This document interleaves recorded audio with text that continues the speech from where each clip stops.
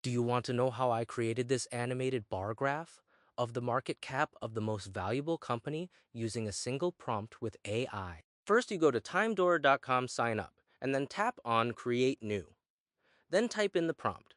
Draw a horizontal bar chart showing the market cap for the last 10 years of the top 10 companies by market cap per year using the full vertical space and 70% of the right screen space.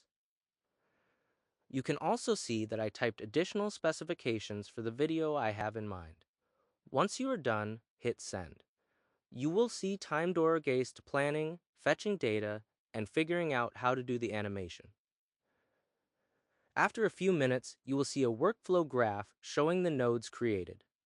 Click on the last node and click Generate to start generating the video. After a few seconds, you will start seeing a live stream of the video being rendered. If you need to make changes, you can just prompt Timedora. And there you have it, the final video animation.